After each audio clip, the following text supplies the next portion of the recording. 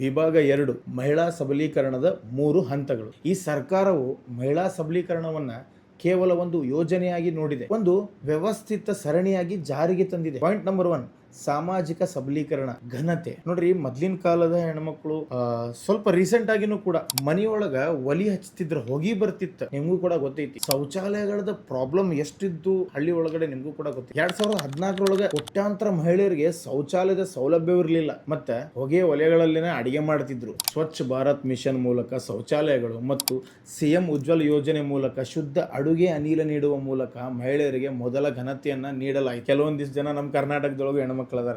ಇವೆಲ್ಲ ಅರ್ಥ ಮಾಡ್ಕೊಳ್ರಿ, ಯಾಕಂದ್ರೆ ನೀವು ಅವಾಗ ಕಷ್ಟಪಟ್ಟಿರೋದನ್ನ ಮುಂದೆ ನಿಮ್ಮ ಮಕ್ಕಳು ಕಷ್ಟ ಪಡಬಾರ್ದು ಅಂತೇಳಿ ಈಗೆಲ್ಲ ಎಷ್ಟೋ ಟೆಕ್ನಾಲಜೀಸ್ಗಳು ಬಂದಿದಾವ. ಎಷ್ಟೋ ಯೋಜನೆಯಿಂದ, ಗೌರ್ಮೆಂಟ್ ಇಂದ, ಮೋದಿ ಗೌರ್ಮೆಂಟ್ ಇಂದ ಎಷ್ಟೆಲ್ಲ ಡೆವಲಪ್ ಆಗೈತಿ. ಅದನ್ನ ನಮ್ಮ ಹೆಣ್ಮಕ್ಳು ಅರ್ಥ ಮಾಡ್ಕೋಬೇಕು. ನಮ್ಮ ಹೆಣ್ಮಕ್ಳಿಗೆ ಏನಪ್ಪಾ, ತಿಂಗಳ 2,000 ರೂಪಾಯಿ ಅಕೌಂಟಿಗೆ ಬರ್ತೈತಿ, ಆರಾಮದಾರ ಅವ್ರ. ನಿಮ್ಗೋಸ್ಕರ ವಿಡಿಯೋ ಮಾಡೀನಿ. ಹೆಣ್ಮಕ್ಳಿಗೆ ತೋರಿಸ್ರಿ ಇಂಥ ವಿಡಿಯೋಗಳನ್ನ, ಮನ್ಯಾಗಿದ್ದವ್ರಿಗೆ, ನಮ್ಮ ತಾಯಂದ್ರಿಗೆ ತೋರಿಸ್ರಿ.